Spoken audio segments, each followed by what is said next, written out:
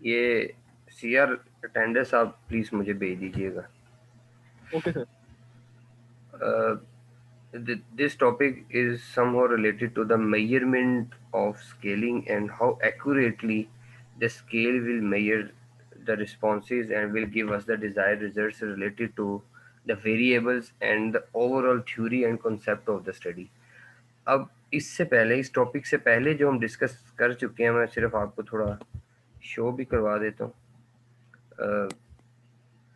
अगर हम इससे पहले की अगर डिस्कशन अगर आपके जहन में हो, डिज़ाइनिंग ऑफ स्केल, जो हम क्वेश्चनर के लिए स्केल्स डिज़ाइन कर रहे थे, after the designing of scale the next concept is to understand the goodness of measurement. अब ये जो यहाँ पे हम डिस्कस कर रहे हैं, goodness of measurement will give us the two understanding. The one is accurately measuring the variable.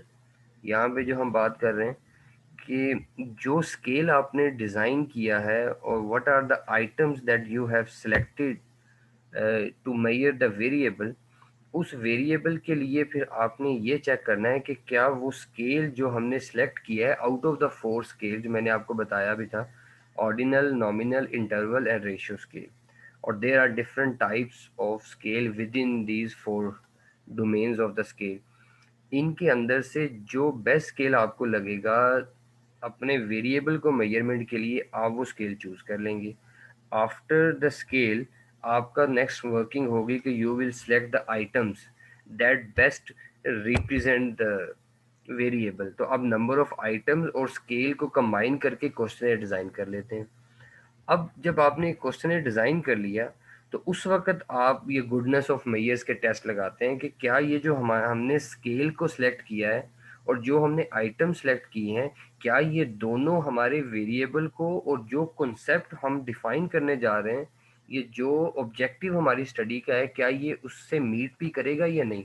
After collecting data and analysing, क्या जो डिज़ायर रिजल्ट हैं वो हमें यहाँ से मिलेंगे भी या नहीं, while combining the scale and items to measure the variable। तो उसके लिए जो हमें यहाँ पे स्टडी करनी है और टेस्टिंग करनी है, that is related to the goodness of measures. यहाँ से मीनिंग से भी आपको लग रहा होगा कि मेयर्स की इफेक्टिवनेस आपने चेक करनी है। तो इसके अंदर जो फर्स्ट पॉइंट है, that we will measure how accurately the variable is being measured while using the scale and the items. और सेकंड ये है कि यहाँ पे हम मेजरमेंट जो यहाँ पे चेक करेंगे, that is related to the concept. ये जो हमने यहाँ पे डिस्कशन कर रहे हैं रिलेटेड टू द कॉन्सेप्ट, ये कॉन्सेप्ट हमारा वो क्राइटेरियन वेरिएबल है जो डिपेंडेंट वेरिएबल की मैं बात कर रहा हूँ। कि आप ओवरऑल जो स्टडी की थ्योरी है, जो आप प्रिडिक्ट करना चाह रहे हैं, जो आपका रिसर्च क्वेश्चन है, प्रॉब्लम स्टेटमेंट है, क्या वो भी यहाँ से मेजर हो रहा है या नहीं। तो इस सिचुएशन के अंदर आप जब ये चीज़ें करेंगे, तो आपने यहाँ पे गुडनेस ऑफ मेजरमेंट के अकॉर्डिंगली हम इन दो चीज़ों को मेजर कर रहे होते हैं।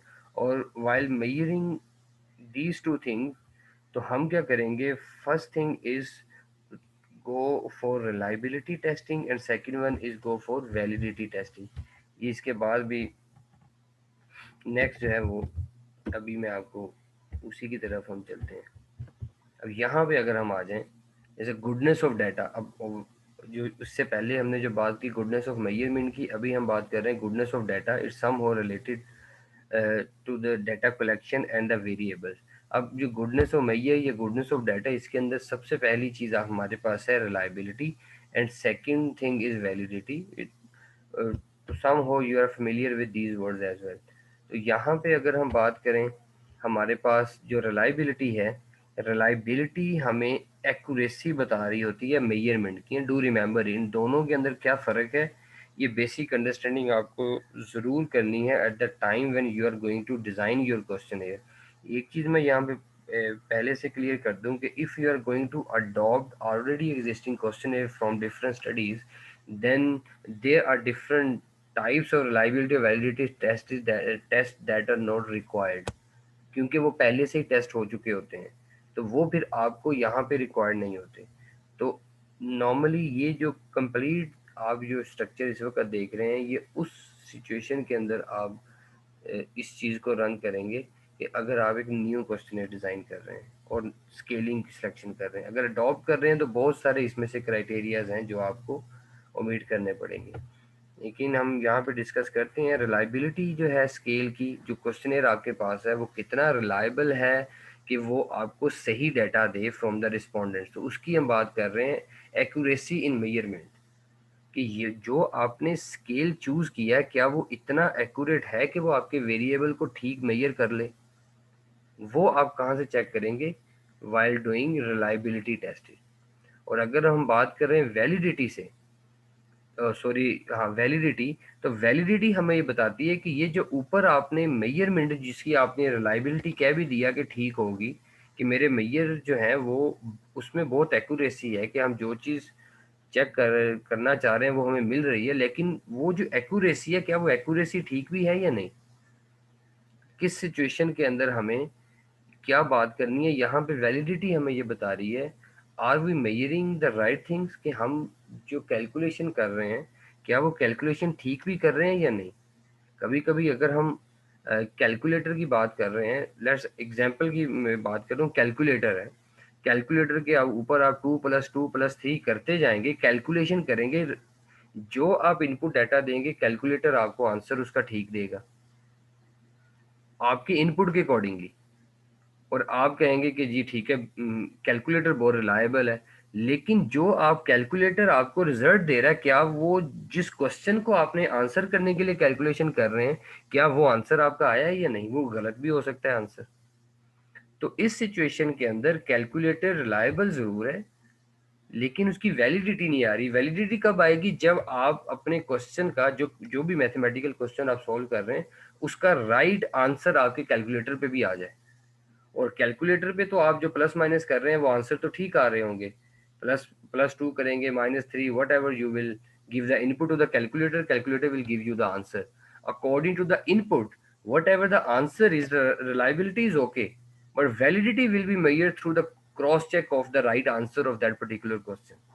तो इन दोनों को फिर आप क्रॉस चेक करेंगे। तो रिलायबिलिटी और वैलिडिटी डिफरेंट चीजें हैं, लेकिन इन दोनों को आपने स्टैब्लिश करना है अपने एनालिसिस के अंदर, that is very important. Reliability भी आपने स्टैब्लिश करनी है, वैलिडिटी भी आपने स्टैब्लिश करनी है अपने क्वेश्चनेयर की और डाटा जो आपके पास आ रहा है उसकी। उसके बाद हम फिर फर्दर जो है वो एनालिसिस कर रहे होते हैं। अगर हम यहाँ पे रिलायबिलिटी की बात कर रहे हैं तो रिलायबिलिटी के थ्रू हमारे पास जो पॉइंट आ रहा है, the first type of reliability is called stability. वो स्टेबिलिटी मेजर करेगी और आपकी कंसिस्टेंसी मेजर करेगी। अब स्टेबिलिटी जो है वो डिपेंड कर रही होती है टू सम हो आपके टाइम के साथ।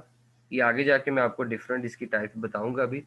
स्टेबिलिटी डिफरेंट टाइम के साथ आपको कर रही है, और कंसिस्टेंसी जो है वो आपके आइटम जो आप यूज कर रहे हैं उससे रिलेटेड है कि वो कितने कंसिस्टेंट है आपको मेजरमेंट देने में।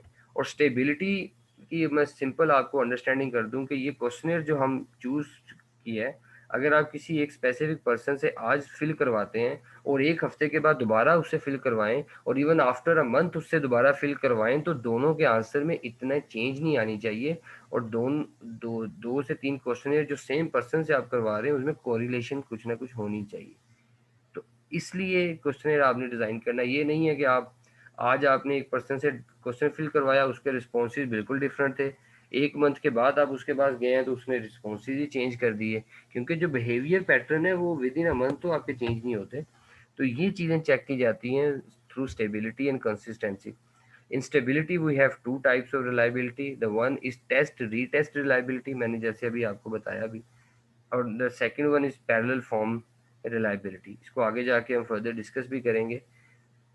इनकंसिस्टेंसी ये मैंने आपको अभी बताया कि ये आपके इनर आइटम से रिलेट कर रही होती है, कि जो आप आइटम्स जो नंबर ऑफ क्वेश्चन जो आपने सेलेक्ट किए हैं to define a certain variable, तो ये उससे लिंक करेगी आपकी consistency. There are two types of reliability in that category. The one is inter item consistency reliability and split half reliability. ये भी मैं आगे जाके इसको डिस्कस करते हैं। अब रिलायबिलिटी के अंदर हमारे पास है जो फर्स्ट वन है इस लॉजिकल वैलिडिटी, और ये आपके कंटेंट से रिलेटेड है। कंटेंट मींस कि आपके जो वेरिएबल को डिफाइन करने के लिए आपके पास जो नंबर ऑफ आइटम्स हैं और इसकी कंटेंट वैलिडिटी आपने कैसे चेक की। और नॉर्मली कंटेंट वैलिडिटी या लॉजिकल वैलिडिटी हम एक्सपर्ट ओपिनियन से चेक करते हैं कि आपने अपना क्वेश्चन डिज़ाइन किया और then you will go for cross comments to the experts से आप इसके ऊपर क्रॉस कमेंट्स लेंगे और फिर आप ये उनसे पूछेंगे कि क्या जो कंटेंट मैंने ऐड किया है क्या ये बेस्ट डिस्क्राइब करता है वेरिएबल के से related according to your own experience. तो ये इसमें बहुत इंपॉर्टेंट है।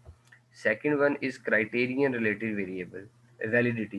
क्राइटेरियन मैंने आपको पहले भी बताया था, क्राइटेरियन रिलेटेड वेरिएबल मींस कि the findings related to your dependent variable. हमारे पास इंडिपेंडेंट वेरिएबल्स भी हैं, डिपेंडेंट वेरिएबल्स भी हैं, और we might use some moderator and mediator as well.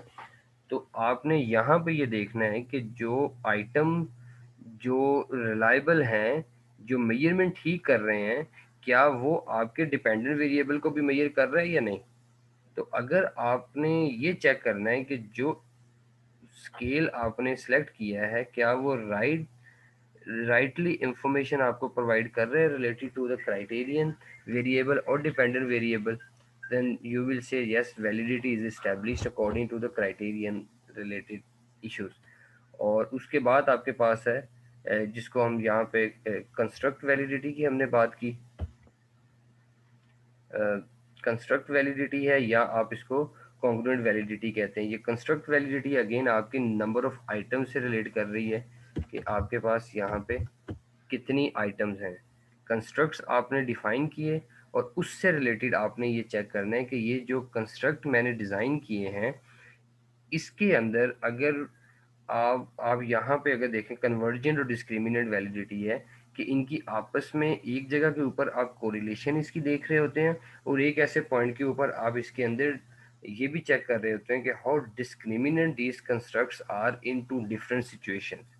और इवन अगर आपने किसी से आपने क्वेश्चन पूछ रहे हैं और आपको पता है कि there are two different types of people और respondent who will give me the answer regarding one question air.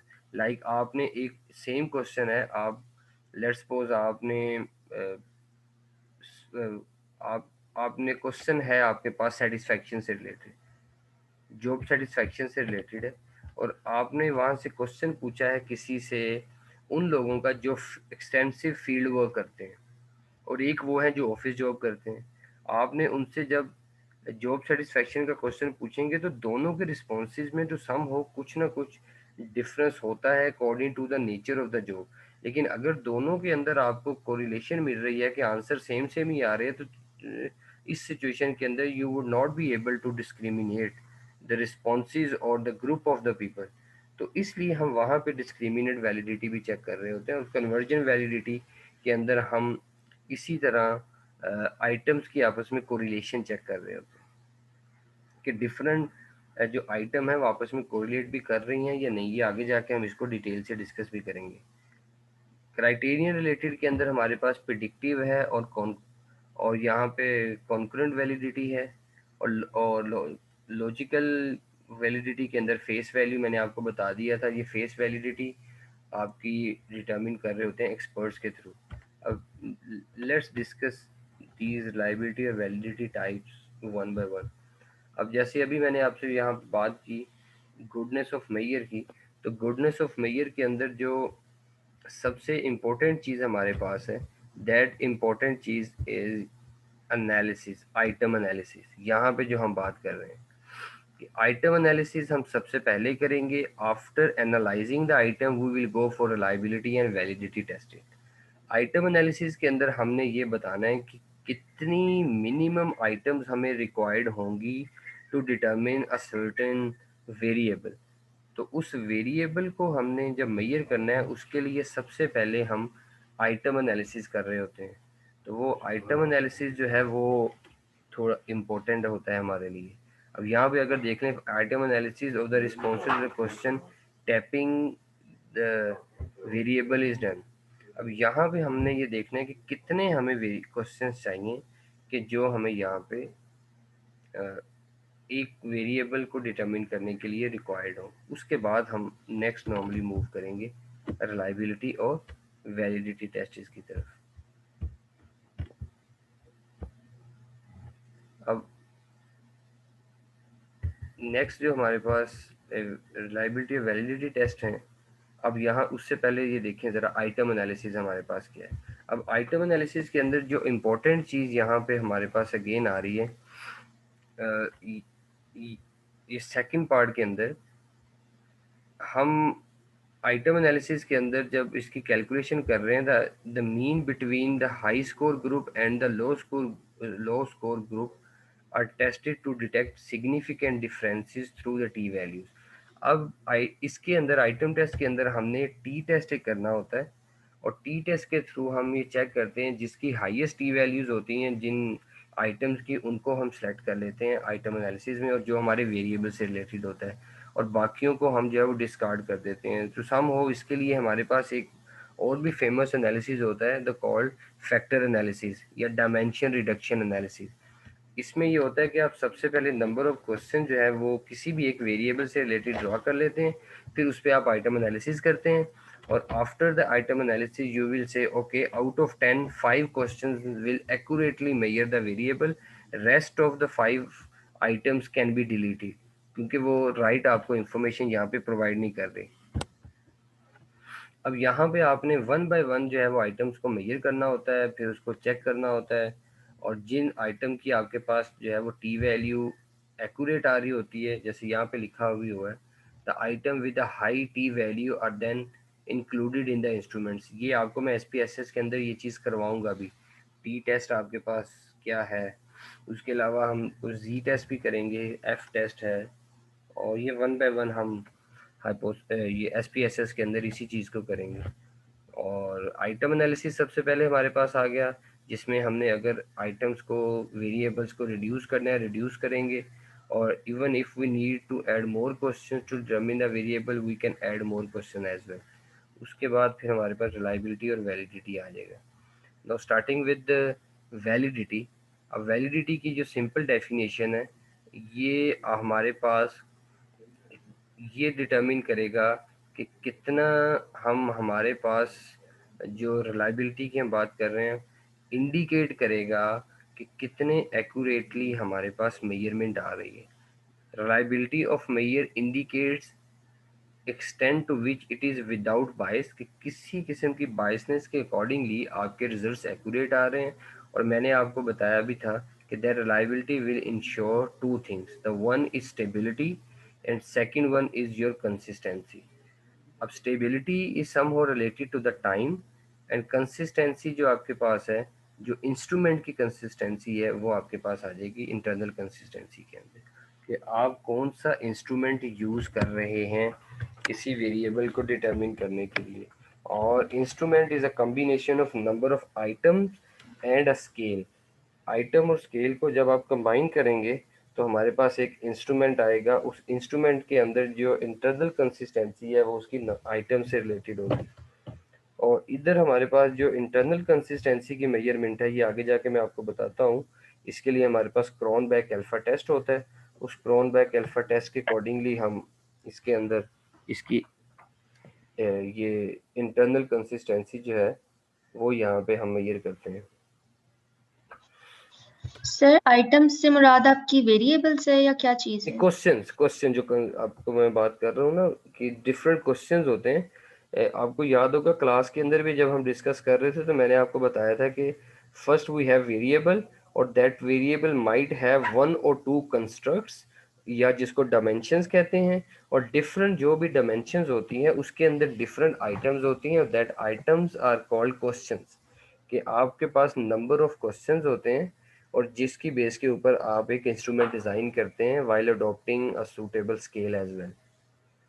तो आइटम मींस क्वेश्चंस, कि आपके पास कितनी वो आइटम्स हैं जो किसी एक वेरिएबल से रिलेटेड आ रही हैं। और ये रिलायबिलिटी का टॉपिक जो है वो ख़त्म करके फिर मैं QA सेशन करता हूँ, उसमें फिर आप लोगों के जो है वो डिफरेंट क्वेश्चंस होंगे, वो मैं उसको क्लियर भी कर दूंगा। और right now it's important to write all the questions on your notebooks.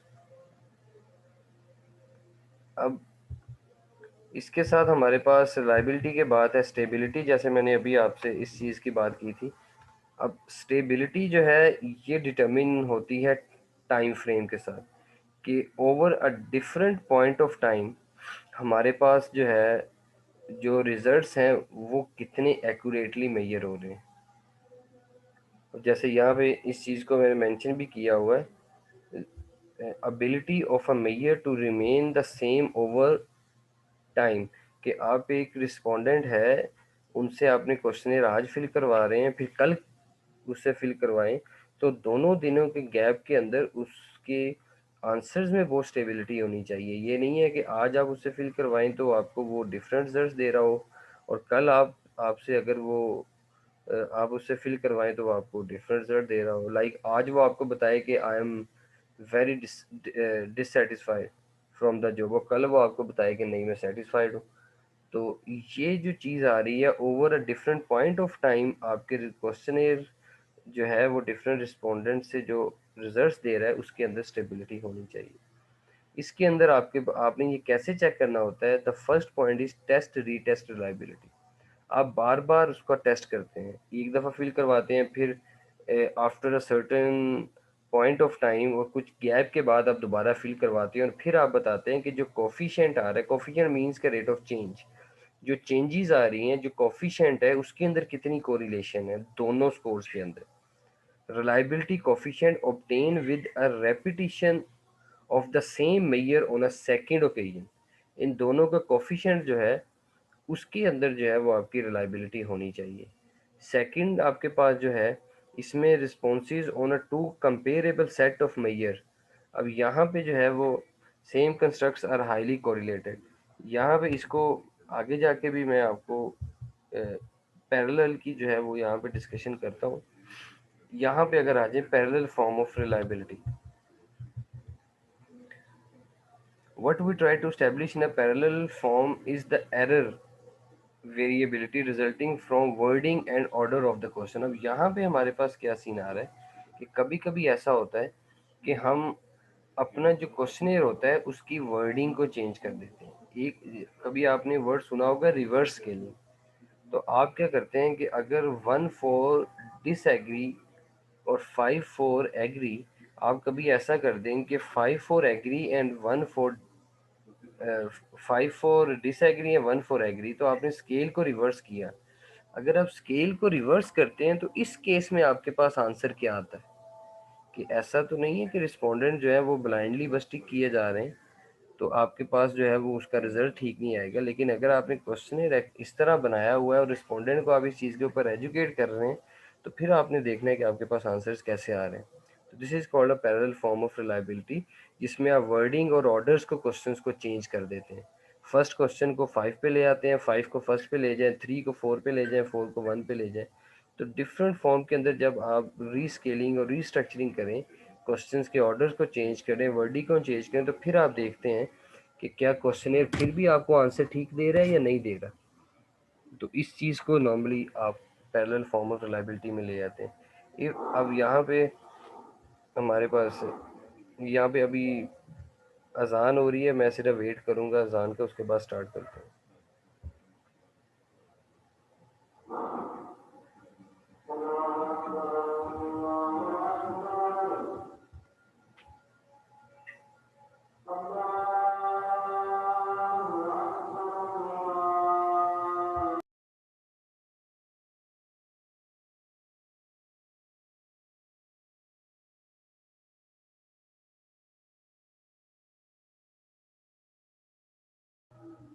तो इसमें अभी क्लास भी हमारी इधर ओवर टाइम भी थोड़ा कम रह गया, इसको हम वाइंड अप करते हैं, फिर उसके बाद ब्रेक कर लेंगे। आप लोग नमाज पढ़ लीजिएगा, बाद में हम स्टार्ट करते हैं। तो यहाँ कब पे स्टार्ट ये टाइम? मैं बताता हूँ, अभी इसको वाइंड अप कर लें ज़रा, अभी क्लास में इसमें 2 3 मिनट रहते हैं। इफ़ अब यहाँ पे जैसे हमने बात की कि if two such comparable forms are highly correlated से 5 and above, we may be fairly certain that the measures are reasonably reliable. जैसे मैंने अभी आपको बात की कि वर्डिंग चेंज करने के बाद भी अगर वो आपको आंसर ठीक मिल रहा है और रिस्पॉन्सेज आर हाईली कोरिलेटेड, तो you will say that yes parallel form of reliability is established. अब यहाँ पे हमारे पास है इंटरनल कंसिस्टेंसी के अंदर।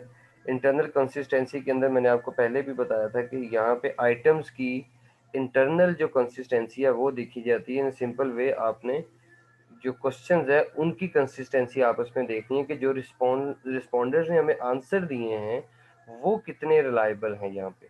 उसके लिए हम एक पॉपुलर टेस्ट करते हैं which is called Cronbach alpha, that you can see hair.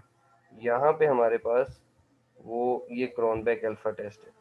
ये भी एसपीएसएस के थ्रू हम ये क्रोनबेक अल्फा टेस्ट करेंगे, और ये भी मैं आपको बताऊंगा। ये एसपीएसएस के अंदर हम इसी को जो है वो यहाँ पे करेंगे। Just a second please.